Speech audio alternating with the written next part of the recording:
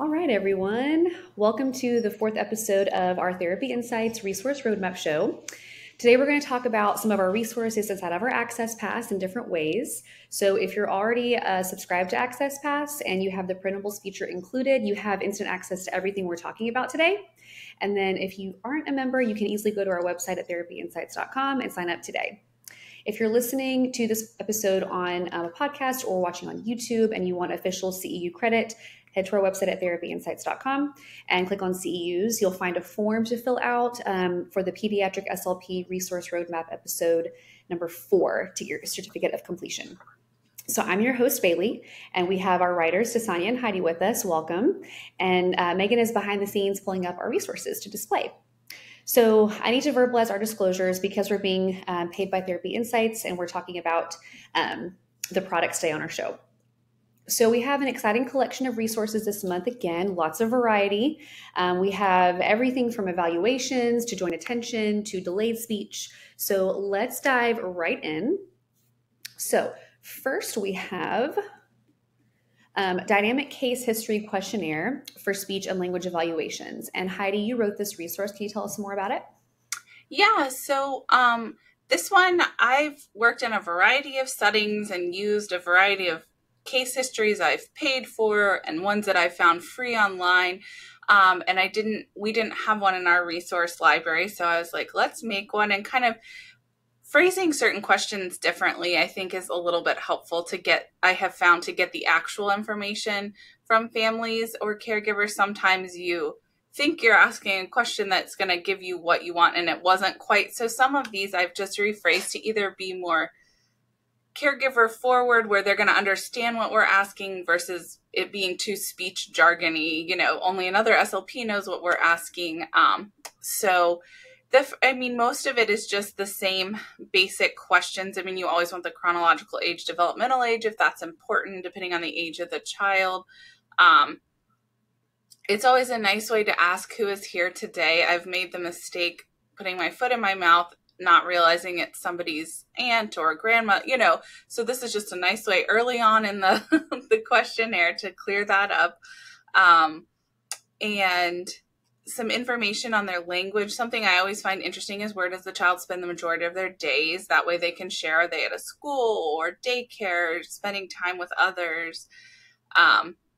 This one at the front, I put this on the first page because I think this really gives insight for you as the provider working with the families. It says, describe a positive experience with a medical or therapy provider, and then maybe describe a negative one. So that's a nice way for them to, you don't want them to tell you a 10-minute story, but you might want to hear that they really struggle. Maybe the evaluation, they are really nervous and have a hard time, or they've had a bunch of negative experiences before, so you want to be tuned into that.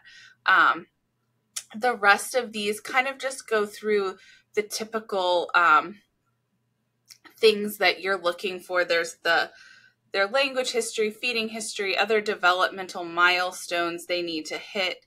And there's a chart, something I really liked and added. Let's see, I'm not sure how it would print off, but it's the page where the bottom half is a little chart, and it just gives them a way to answer some general questions a little bit more specifically, without having to give you a story. They're just kind of listing how often something's happened or when they're doing it.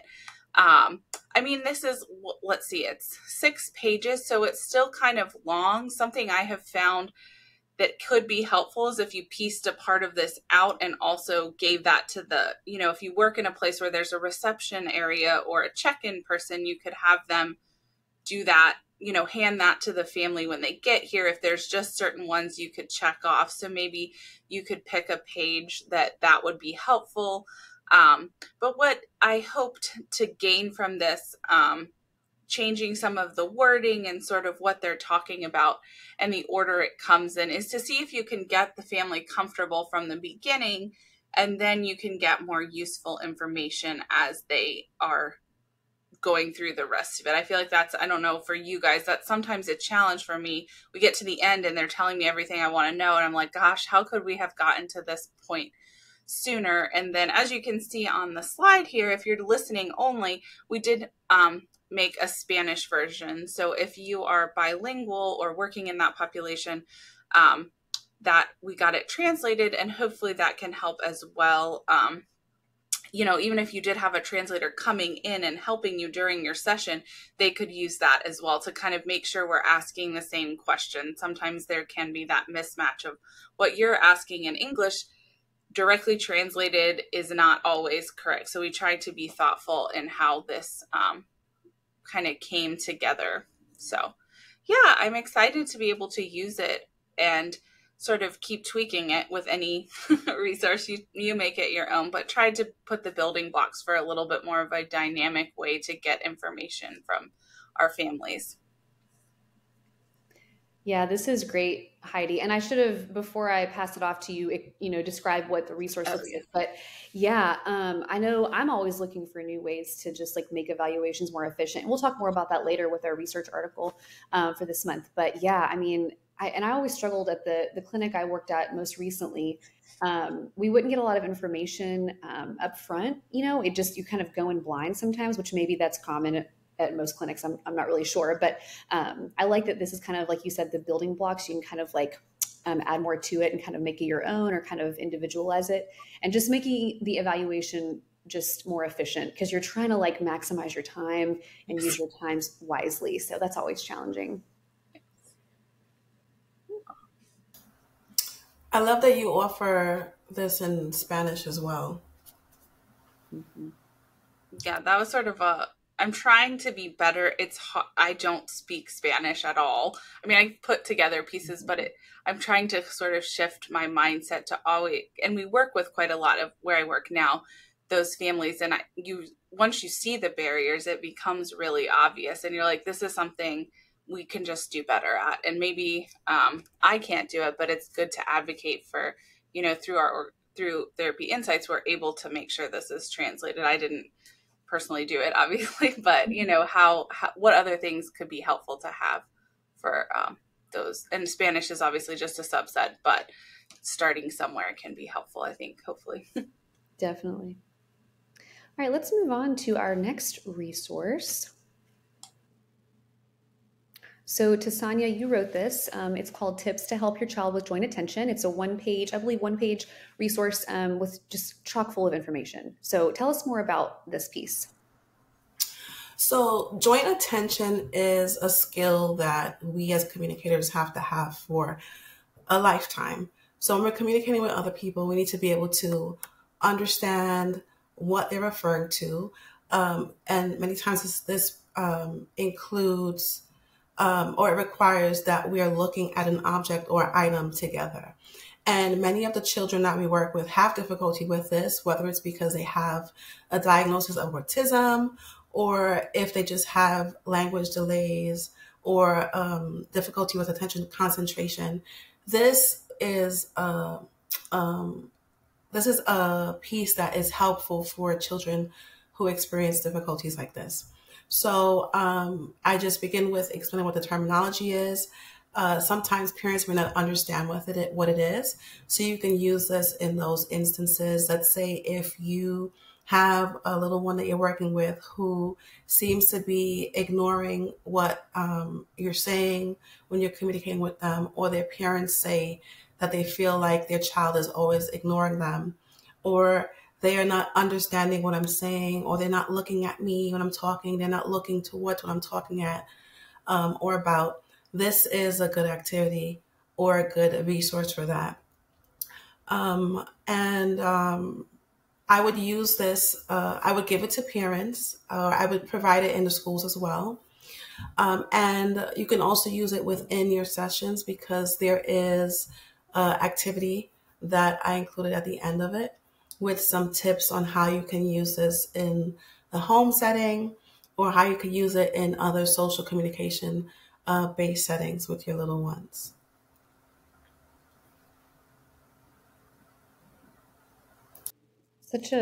Such a crucial pre-linguistic skill that I feel like, we do have to provide a lot of education on for most families. And, even like as a new parent myself, like I didn't realize how young, I forgot how young infants develop joint attention. when you get a child with language delays or autism or whatever it may be, I just feel like this is such a crucial thing to focus on, and just something we have to kind of keep like reminding parents of, and giving them activities to do at home to enhance that skill. Yeah, this is great information.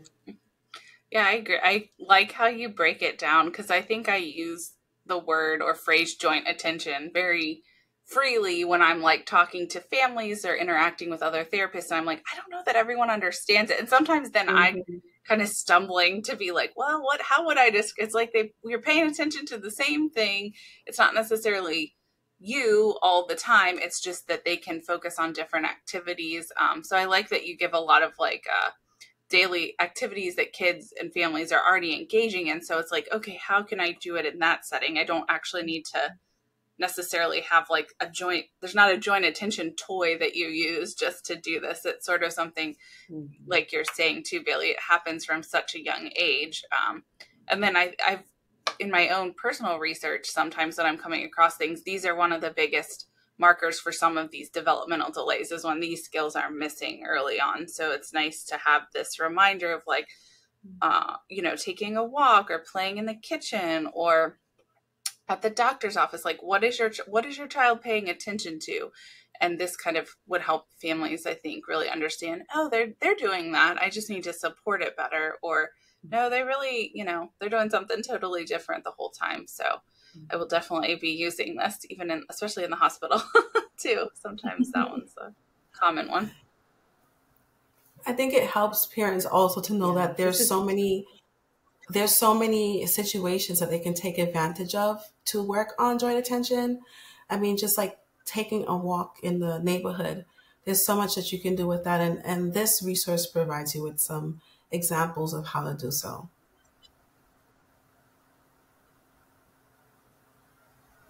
I was just going to say that to Sonia. It doesn't have to be like a specific toy with this like nice little setup, in the playroom. It can be like in any environment, literally. Yeah. Love it. I think too, when you're in the age of screen time, this is a helpful one to use and be like, it has to be an object or something you're doing. There is an action to this. You should encourage that. Not, I think I have a lot of families like, well, Coco Melon sings about, all the things. And you're like, yeah, but they can't keep up because there's nobody there sharing the experience with them, talking about it. So that's another piece of it that is helpful. That whole idea of like, and this is a whole other conversation, but like the co-viewing with the screen time is kind of like what you're talking about there. Right. Yeah. Great. It's so funny. It's so funny, Heidi, because I've done some home therapy sessions and I walk in and the family has like Coco Melon on, and I'm there like, oh yeah, look at the little monkey with the blue pads on, and look at the car, it's going so fast. Let's look together. And the parents will be like, oh, he knows it. He knows it already. It's his favorite show. And it goes into, I'm just it's an example of, like trying to explain to them what joint attention is and showing them how they can take opportunities to work on it. So I'm like, we're just working on our ability to attend to the same thing at the same time.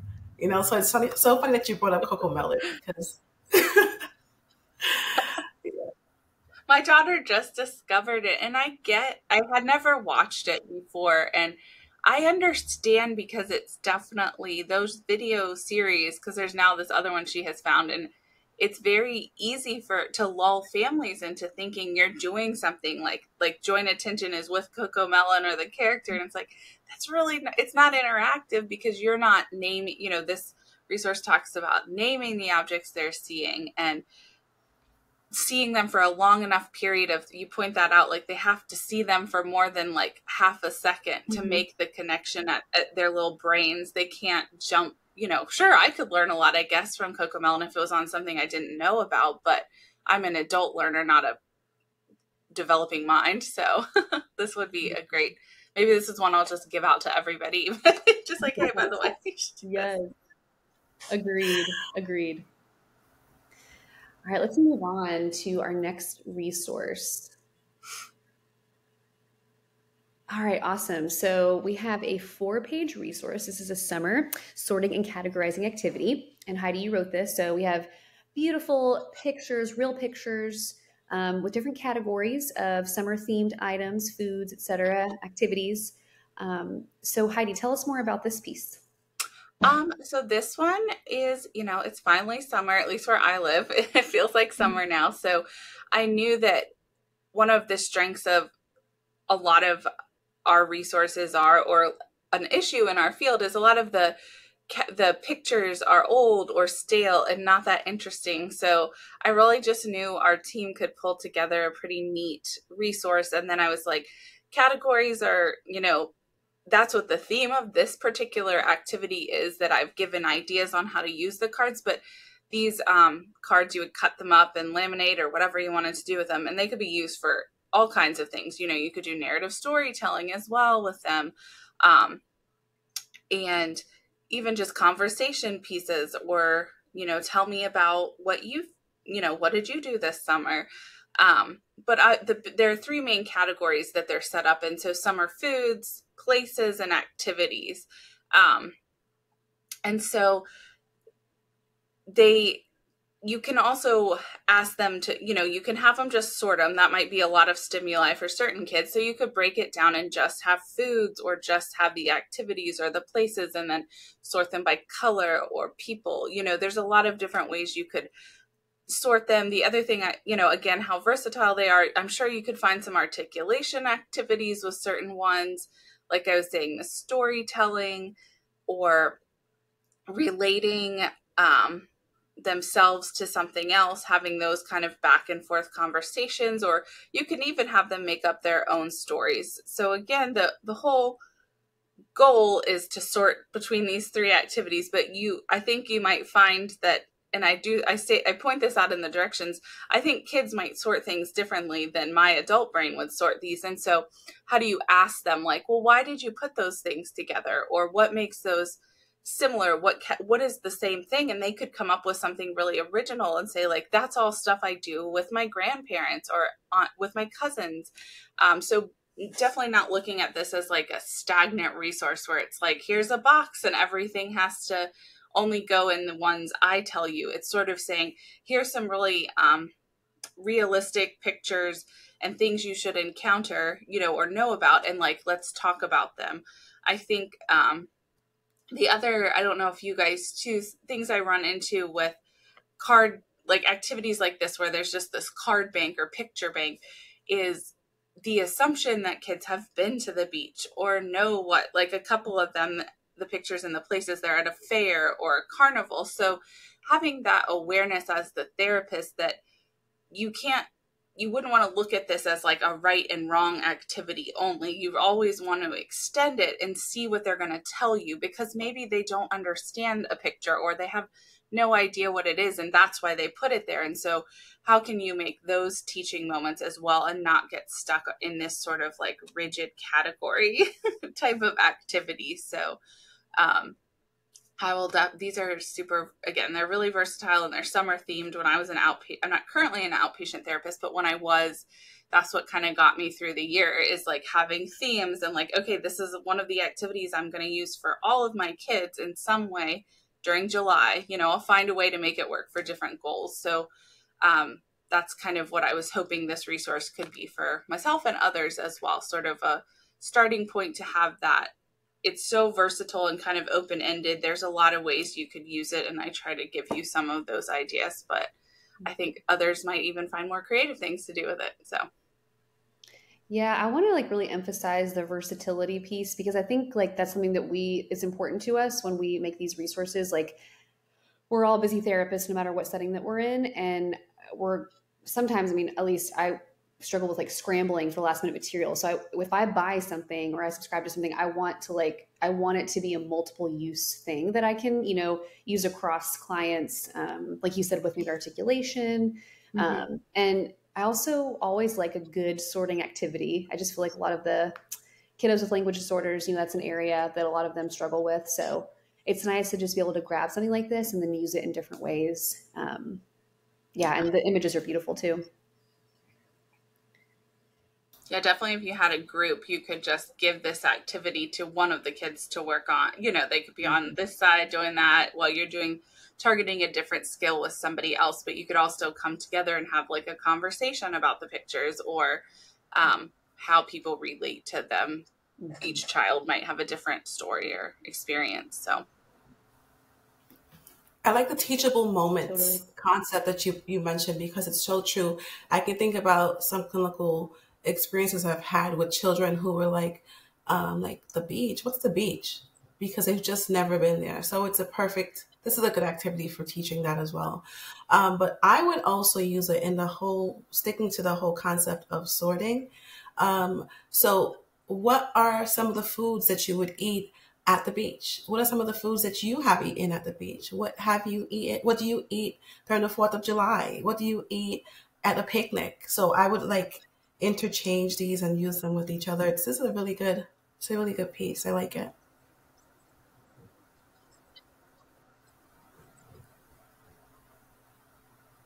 Awesome. All right, let's move on to our next one.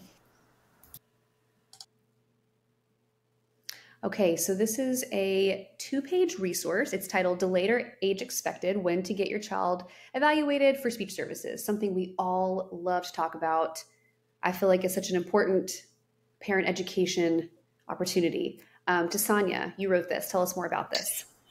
Yeah, so I can't tell you how many times I've met families who either said they wished that they either looked into services earlier, or they wish that they went with their gut feeling of pursuing services, but their provider, their physician told them, to give it more time, or they compared one child to their sibling and they were like, well, maybe, she was a little bit more advanced than her, and things of this nature. So I was really thinking about these types of situations when creating this. And what I did with it was just provide kind of like a little definition of what the terms are that we as SLPs know and that we use routinely, but that families may not be too familiar with. This way they understand that there's a whole realm of things that SLPs would be able to work with their children with if they did get evaluated and possibly receive services. So it is a checklist of sorts. And what parents can do with this is they can go through it. And if there's concerns or if there's not, they just want to do it, they can go through the list and basically just check off Y for yes and for no, whether or not it's a skill or behavior that they're seeing their child exhibit. And if not, there's several things you can do. You're not evaluating your child with this. It's just a little parent screener, I guess you can call it. And if you go through the list and you realize that there are several of these skills that your child is not exhibiting, you can go to your provider and you can express concerns and say, this is what I noticed. It's just another tool to help support any concerns that you may be seeing as a caregiver, as a parent, as a teacher, possibly as a clinician. Maybe a physical therapist might use it, an OT might use it, SLPs may use it. But it's just a guide on some of the skills that are expected within certain age ranges. And I would even maybe people might say this is kind of bold of me, but I would provide it to, if I had any colleagues that were pediatricians, or because many times what happens is I've met many children who are like, well, my pediatrician said, just wait, or my pediatrician told me not to worry about it. I can always, by the time he gets to school age, he'll be fine. So this is something that I would recommend sharing with other disciplines as well, who are involved in making decisions that could possibly help with referring your child or your student or your client or patient to receiving services. Yeah, I like just it's so easy to use. Like a checklist is always super nice. if a parent is filling this out, they don't have to like write, sentences out like from like an open-ended question. I like how you can quickly check off yes or no. And it's laid out nicely and it has the ages very nicely organized. Yeah, my second thought after like, oh, this is really great for parents too, is when I'm training graduate students, it's like, this would be nice to just give them at the beginning of the semester and be like, look at this, or if I don't work in the in higher ed, but, maybe a great tool if you are a clinical supervisor for graduate students, just to get, it takes a couple years or months to get yourself up and running with like the Rossetti or the standard assessments that you would use for language. And so this is a nice one that maybe gives some road signs to say like, this is a kid that's actually doing okay. They're doing most of the comprehension things. They're missing the expressive. So I think it's got, like you're saying, almost so many uses for so many different people. Even just beyond, it's kind of geared towards caregivers and parents in this setting. But I think there's so many ways you could use it, because that if you've never had a kid or you're new to the field, it can feel overwhelming because you are going to get asked right away, like in an evaluative setting, like, is my kid delayed? Or like, what do you think? Should I have come or should I be here? And it's like, okay, at least I can quickly start memorizing some of these things they should be doing so I can more appropriately respond and then do the full assessment at a later point. Or like you're, kind of the flip side, when a person doesn't qualify for services, you can kind of say, well, they're doing all the things, like, I understand you're worried about this one, but they're doing all these other ones and one's ahead of them. So I will definitely be, when this comes in the mail, I'll be using it a lot, I think, because it will help many different people that I interface with. So yeah. And I also like, Tasanya, how you, on the first page, like, again, you kind of laid out the areas of language and then the areas of speech, like kind of differentiating those two. Cause I know that can be confusing for parents, of course, like it kind of all blends together. But yeah, I like how you laid that out and kind of like made it just easily digestible for anyone reading this. Yeah, I think sometimes because people think, they think of speech and they think of just expressive language. They don't think about the other areas that we cover. And I think it's just good, just good basic knowledge for parents who may either be just getting into some type of contact with speech pathology, or who may eventually have to have more interactions with SOPs for their little ones. So I just wanted to give them an idea of what these terms mean and what they are. I think too, it'd be super useful for families that have multiple kids and say it's their second child, that they're starting to feel that they're delayed, and then you end up getting to know them or the situation. And actually the first child maybe was a little ahead on their milestones. And so the gap I have that conversation quite frequently, like the gap feels really big, but what you're describing to me is that your 2-year-old is actually already doing like 2.5, 3-year-old things. And your child here is doing 6-month things. They're just, it's okay, So I think giving that reassurance and having just the easy to understand age, you mark every 3 months and then it gets more as they get older on this resource. So I think that I don't know why, that just feels like something I've been doing a lot lately, is talking with parents about how their kids are different from each other and that's okay. Or when is it not okay? When is it a delay, not just actually on time? Yeah, that's a great point. All right, let's move on to the next one.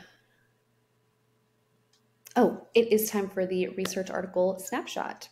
So this snapshot, it relates to everything we're talking about.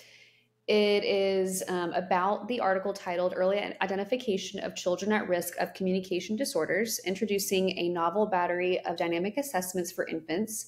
This is new research written this year. And Heidi, it kind of relates to your the first piece we talked about. So I got to be honest, like I hadn't really heard the term dynamic assessment really. I don't know if I'm just out of the loop. I know it's not a new thing. It's been studied in the past. But I thought this was a super interesting article. I'm going to read the takeaways from it that was in the snapshot written by Kate Hawkins, one of our writers. So it says that early identification and intervention for children with communication disorders can greatly support the development of communication skills and prevent possible negative outcomes related to poor speech and language ability, something we all know and see often. So dynamic assessment tasks can help evaluate young children in the areas of receptive vocabulary, motor imitation, joint attention, turn-taking, social requests, and more. So a lot of that pre-linguistic sort of development. So in contrast to static formal testing, DA or dynamic assessment is more focused on the process of learning. In this study, researchers utilized a specific cueing hierarchy that provided children with increasingly explicit support to complete each task, allowing partial credit with additional cueing. Results show preliminary favor for early DA use in very young children to improve detection of communication disorders and improve access to early intervention services. Love that. Lastly, clinicians should consider dynamic assessment as a reliable and user-friendly screening tool for identifying infants at risk. So, like, again, getting kids in earlier, we all know the earlier the better usually. And I just found this to be really interesting. And I talking about standardized assessment, I don't know what you, Tasanya and Heidi, use, but I feel like there aren't a ton of options out there for early language assessment. I know like the Rossetti, the Real, PLS, which we all have our own opinions about, and they're not perfect, and they can be lacking or frustrating. And I like how the authors talked about just the benefits of dynamic assessment. It seems to be a little bit more individualized, if I'm understanding it correctly, since it's about the child learning, and they're more supported during the assessment because of the cueing that they are given. And as I was reading this, I was wondering, like, some of these tasks they talked about, like, are we kind of naturally assessing those anyway when we do a clinical observation during like just a normal evaluation? We've talked about before how we can't really always complete a formal standardized assessment if they're like compliance issues, fatigue, a number of reasons, especially with very young children or babies. And then I also really liked how the authors mentioned a recommendation for further research to focus on this in other languages. I think that's super important for accessibility. So I liked this article a lot. Yeah, I definitely want to pull it up and like read the whole thing and kind of tease out parts to talk to some of the developmental pediatricians that I work with, because they're always asking for like a standardized assessment score. Like they want to do their research, which needs these really specific set of tests, but like the ones you listed, Bailey, they're great. I mean, they serve a purpose. But I would say, years into practice now, I'm using them more in a dynamic way, but that's from years of experience, not because that's how the test is set up. So like, how could we, hopefully these types of assessments can be utilized more so that early clinicians earlier in their career can start assessing this way instead of like, because I can't, when you're watching a clinician that's just checking boxes and like watching, and it's like, this kid is in a doctor's office type of setting. They're freaking out. It's nap time or it's snack time. Like it's not it doesn't feel accurate to only go by a checklist. So especially if any, infants are like volatile in that way, like you can't make them do anything at any certain time. So I like that they're finally trying to kind of coalesce around some research about, well, what should we do? Or what could we make the new gold standard versus kind of trying to make the old things still work in today's society. So yeah, I love to see how graduate programs implement this into training interns, because there's a lot of that checklist approach to teaching, and I understand like maybe it might be a little easier for getting them to understand foundations of assessment, but this is so important, and it goes into that whole idea of not every child fitting this cookie mold, and not just because of like culture and race, and just because they're all individuals and they're all diverse in their way of learning and growing. So this is so important. So I'd like to see over the next I'll just say 10 years, to be realistic, how graduate programs implement this into their into how they train students in their clinical portion of their learning. I agree. Yeah. I mean, my experience was, you have your self 5 and then you complete it, and you got to complete it. You got to find a way. And there's no flexibility, and it's just not realistic. So yeah, that's a great point. I also think like a barrier, that's why I want to sit and read the article like more in depth by myself, is what are we talking about these assessments are? Because if you ask a bunch of clinicians of all new or experienced clinicians, a major barrier is like the cost of some of these assessments. Like we can't get the new stuff that's maybe better because it costs $2,000 and my, director isn't going to approve that. And so, I'm curious, if I read more into this article, will it talk about like, actually, we don't need to be doing like those types of things only, or these are accessible, or I think there's like, I don't know, maybe you guys have seen it, like a little bit of movement towards trying to make things accessible in our field from researchers. Like in the feeding world, there's some more, I don't want to call them free because that makes it sound like they're freebies, but it's like if you engage with the person who created the assessment, send them an email or set up a time to talk, they're willing to share these types of assessments they're working on and with you and talk and coach you through them. And then you're able to implement them with your coworkers if you're on a team.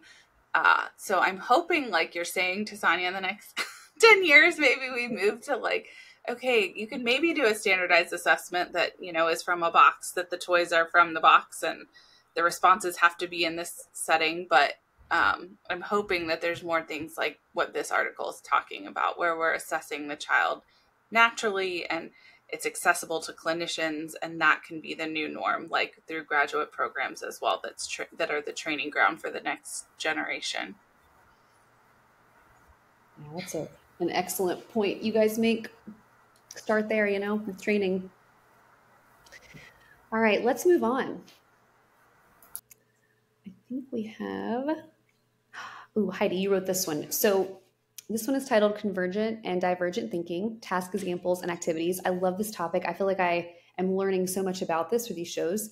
So this is a 7-page resource, yes. It looks like there's some different like puzzle coloring pages, some activities, some charts. So tell us more about this, Heidi. Yeah, so sort of going on the theme, if you've listened to our other shows, every month I've been creating, it seems like there's a need for these more cognitive type of task that as a therapist, it's hard to find resources or it's hard to understand what those tasks are. So the first page of this talks, okay, what is a convergent task? So that's a closed set of answers or responses. I tried to keep it simple, the wording, like, because that works for my brain to say, okay, that's something where there's only one way to be doing it. And then these divergent tasks are the open-ended tasks that have a variety of responses or correct answers or solutions. And you definitely, if you go back in our library, there's how do you discover if a child is good or this is a struggle area for them between those convergent and divergent tasks. And so it's mostly to target cognition, and this is sort of geared towards like a TBI population, but you definitely could use it in a variety of ways depending on where you work.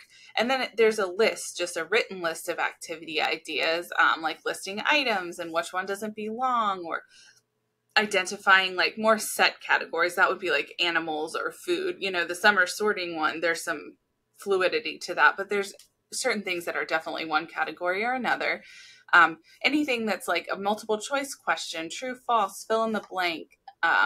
So again, you wouldn't have to necessarily recreate the wheel. You could find that activity in some other capacity. Maybe it's on another website, or it's on, in the textbook you have from that the kids using for their science or math class.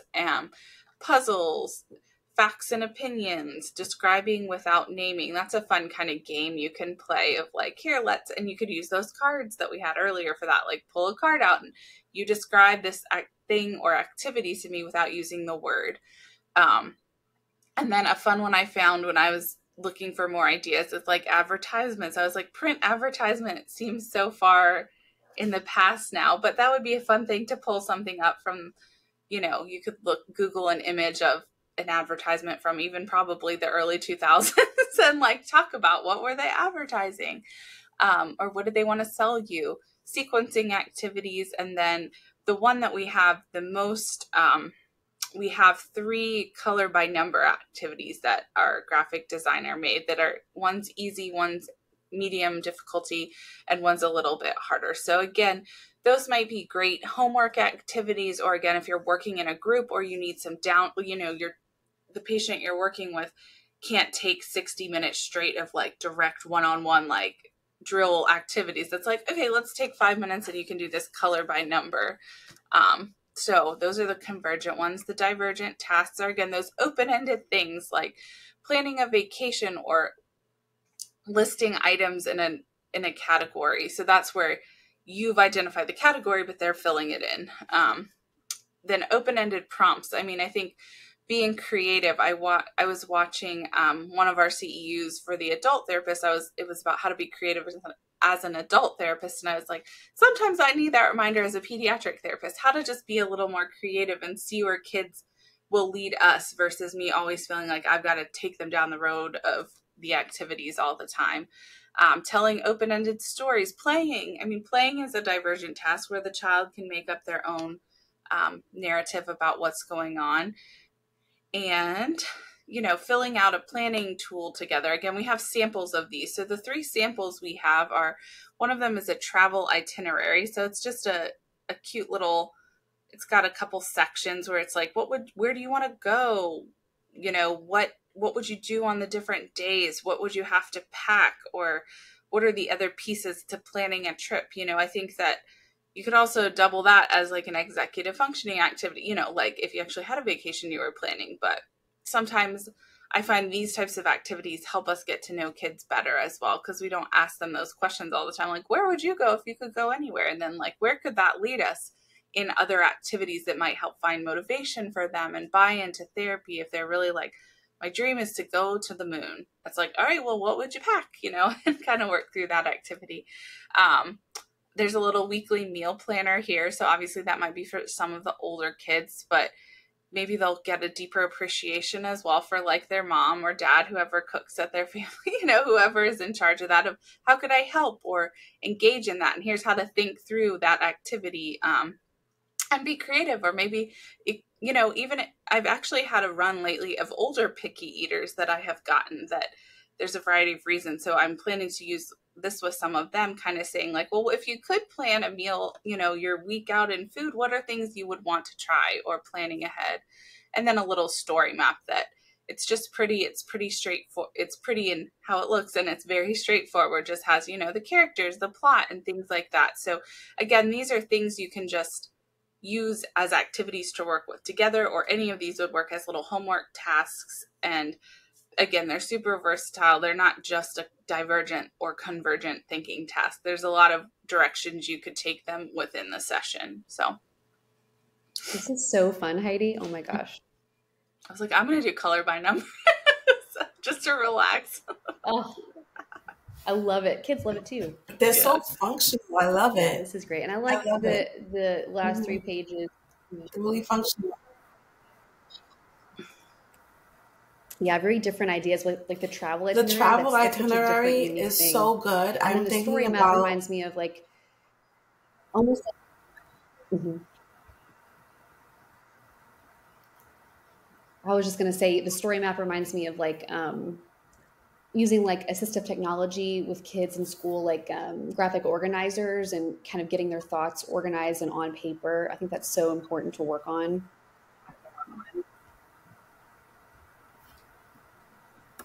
Yeah, this is great. Well, y'all, let's move on to the case study just for sake of time. So the case study, I'm going to read it aloud and then we can talk about it. So we have a 10-year-old male who has a diagnosis of autism, attention deficit disorder, and anxiety disorder. He has been receiving school and clinic-based therapy. His parents have noticed an increase in his stress level and reluctance to attend therapy in the past month. I personally have had a lot of these cases. They feel that this may be due to his therapist focusing on goals such as increasing eye contact and maintaining conversation with X number of exchanges with a non-preferred topic. So maybe not the best goals. His parents are interested in working with a neurodiversity affirming therapist, potentially in a group setting instead of individual therapy. So I have a little bit of an off the cuff question. So before we talk about resources, I know we have only a few minutes left. So I'm seeing this kind of movement on Instagram of therapists, maybe young therapists, talking about how it's okay to question your supervisor in the setting that you're working in. I don't know what experiences you guys have, but I think there have been times in my clinical experience where I kind of just was using old, outdated goals, such as these, eye contact. I'm going to do this many conversational exchanges, just a lot of rigid goals, I guess. And I look back and I'm regretful that if I potentially caused stress in some of the individuals that I worked with, especially, the older kind of teenager, or this age too, middle school. So I guess, there were just times where I had supervisors at my clinic that just did the same thing over and over, and nothing was ever really updated or thought about. If is this really working for this child? Is this really the best way to approach this case? Are these the best goals for them? And now, of course, we know, as we talked about before, making a goal for eye contact is just completely, it should just be obsolete. It shouldn't even be a thing anymore. So have you all had experiences with that where you maybe wanted to question a supervisor and you didn't, or challenge a supervisor? I did. Can you hear me? Okay. I did. So I don't have an issue with questioning as long as it's done professionally, because I feel like it's a part of your learning, and it's just a matter of when you do it and how you do it. So I wouldn't necessarily question them while I'm with the patient or client, but I can think about something that pertained to voice that was very repetitive, the same task over and over. And, after doing it for 5 weeks and not seeing any progress, I did question it. And I don't think that all clinical supervisors are open to it. And I think it's a part of the school that you're from and generational variations to how you approach learning too. But I personally, if I've ever had a question about goals that were being done, I've always asked. It's just how I asked it or when I asked. That's just my experience. I think you're right. I mean, I see it. I'm not seeing that trend necessarily on the Instagram, the social media accounts I'm following, but I see it in my work. There doesn't seem to be a good way right now to have those conversations, because you're up against maybe the younger being trained. The training therapists are kind of trying to come up with new ideas, but instead they're not having that lens of, well, the person that might have worked in the field for 20 years, they've been doing that for 20 years. So there's got to be some tact in how you approach that with them, versus just being that's wrong. How could they be doing that? You kind of you're not, in my opinion, and professional work life, I haven't made a lot of progress if I come at it that way. Why are we doing this? This is obscene. We're not neurodiverse here. And it's yes, that is very true. And it is so insightful of you to see that. But the way you're bringing it up to the higher up therapists or your supervisors is not going to make the message land the right way. So I feel our field's in a rock and a hard place. There's a lot of people wanting to do these things and agreeing with, changing the narrative, but also the way in which maybe they're going about trying to do that is a struggle, or is rubbing people the wrong way and not making them want to be a neurodiverse therapist. It's kind of have you explained it to them? Have you asked what the point of the eye contact goal is, or provided a different example of a goal that might be targeting a kind of similar activity? Or are you just sort of writing them off as an old therapist? That's not gonna, I've seen that go real poorly in the past couple of years. So not sure the solution, but I agree. Yeah, with all the different personalities and experiences. Yeah. Mm-hmm. Yeah. I thought that was an interesting kind of sidebar. So we all pulled resources from our library. Let's go to the first resource, and they just relate to this case study. So we like to do the case study just because it allows us to talk about some other resources in our library, and it gives us a way to talk about like a potential clinical scenario that we all might encounter at some point. So I chose this one. This is a 5-page sort of a packet. It's emotional vocabulary expansion activities, and there are 5 different activities. And we talked about this one episode, just the importance of emotional vocabulary. And just, I feel like I've said this sentence before, like, I feel like it's our job to give the individuals that we work with, even just labels of emotions, just talking about that and like helping them have a wider vocabulary of, how to identify their emotion and then what word they could use to describe how they're feeling. Just helping with general communication. So I like this resource a lot because it has just some really nicely laid out activities, and it gives you some target words, which is really nice. So angry, happy, afraid, etc. And then just a few different activity ideas. You could easily use this with an individual or in a group. I think it would be useful for both of those sessions. But yeah, and I like the, again, real images. There's a lot of opportunity to talk about what's going on in the pictures and definitely some different ways to use every activity. So let's move on. I think Tasanya, you chose a few. Yeah, so the first one you chose is Management of Caregiver Burnout. If you want to talk about that 2-page resource. Yes. So management of caregiver burnout is important because as caregivers, whether you're working with little ones who are diagnosed with autism or other diagnoses, you as a caretaker need to be able to care for yourself so that you can give them the most optimal care that you can in whatever way that you are. So this resource provides several ways that you can do so. It mentions mental, emotional well-being, physical well-being, and social well-being. And there's some tips and strategies that are offered for caregivers to do so, and as well as some strategies that can be used to help manage stress levels when caring for their children. These parents can implement they may want to consider implementing some of these strategies in taking care of their little one. Next. The next slide.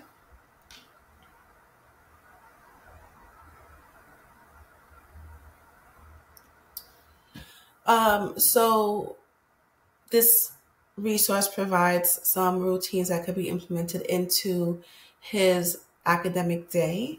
And even though this is specifically for children, or it's listed as being for children with ADHD diagnosis, it can be also used for children who have autism diagnosis.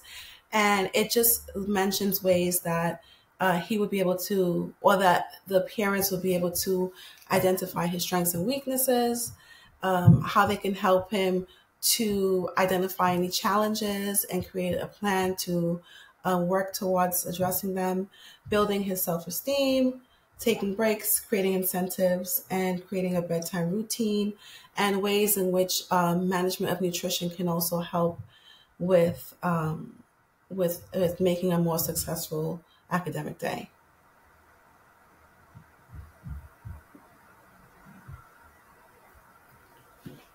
We can go on. So this one is for transition strategies to help support children who are diagnosed with autism during outdoor social activities. And so, for example, there's an activity that pertains to dining out in a restaurant, reading activities, and as well as some fun activities like making a date. There's sequencing activities and transitional based tips that these parents can use to work with their child so that they can be the clinician outside of the therapy setting in the interim as they're trying to figure out if they, as they're trying to find a more neurodiverse referring therapist for their child. Next.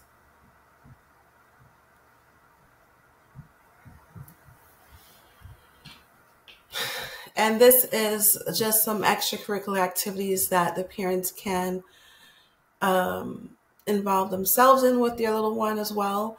Again, one of the biggest things that I like to stress with families is that intervention begins in the home and it continues in the home as well. So as they're working towards finding a skilled clinician to work with their child, these are some activities that they can do, that they can work with, that they can use to work with their 10-year-old in the home setting or the social setting. I like, just to add, I like this. It's just a one-page resource and it has just like a bunch of different activities on it. And maybe like the child could even sit with the parent and like go through the list and like maybe something might spark their interest or something. And they can maybe like cross off things that don't interest them or check off or circle things that do interest them and then kind of like, eliminate and kind of decide what they might like. Certainly. So yeah, I love that resource. Mm-hmm. Yeah, I did like a organizational development program a couple of weeks ago, and it was sort of talking about like things that are in your control, like that, these circles of influence. And so I like how the resources you pulled are all saying like what's still in the parent's control. Maybe they cannot find a new therapist tomorrow, so what can they be doing? So I like that you pulled and highlighted those resources of, okay, these are things they can be doing whether the therapist is the right fit or not. And I think that's an important thing for us, as if you've got a big caseload or you've got a disgruntled family or someone's joining your caseload that had a bad experience, you can kind of give them this like at the onset of therapy, be like, here's a bunch of different things you could work through so that you don't feel so lost and we feel like we're making progress right away, even if we're still sorting some of these background items out. So definitely. All right, let's move on to Heidi, the resources that you chose for the case study. So this one is Self-Advocacy Statement, Social Skills Worksheet for Neurodiverse Teens. Tell us about this one.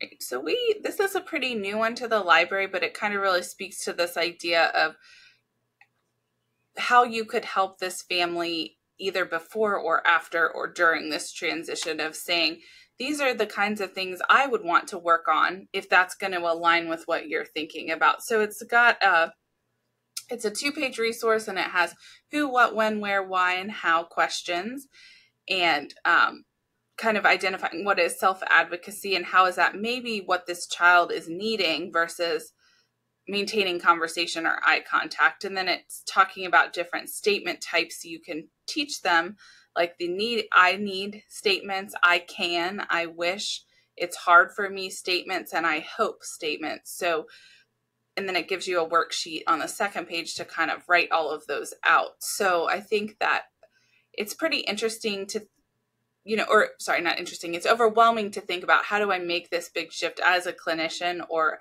how do I understand what this child might need or this family might need? So this is just a nice resource that anybody could use. The family could even use it themselves to figure out what do they want for their child other than to be frustrated by therapy. So yeah. And the second one I found, it's a 1-page, just sort of it's not a checklist, but a list of different activities called Strategies for Executive Function Dysfunction. So it lists things like reducing their distractions, writing a to-do list, one task at a time, working in small chunks, setting reminders, organization, little things like that. It has about 10 tips for you that, again, they're tips for things that the child could be working on that might be more functional for them, but also they're definitely realistic things that this child is probably struggling with if he's dealing with attention deficit and anxiety on top of an autism disorder. Like, okay, we can't fix all of those in one session a week, but here is a set of activities we could try to be implementing for him, and whether that's the therapist working on it or family or teachers, there's a lot of people I think that could use this resource to kind of help this child and their family feel more in control of what's going on with therapy and hopefully make more meaningful, quicker progress. Awesome. Thank you all for sharing those and your thoughts, all the different perspectives. So we can wrap it up if anyone else has any more comments. let me know. So we just want to thank everyone for listening in. We can't wait to gather next month for another Therapy Insights Resource Roadmap show. We want to thank all of you therapists, especially for making therapy informative, empowering, and person-centered. So until next time, thank you all.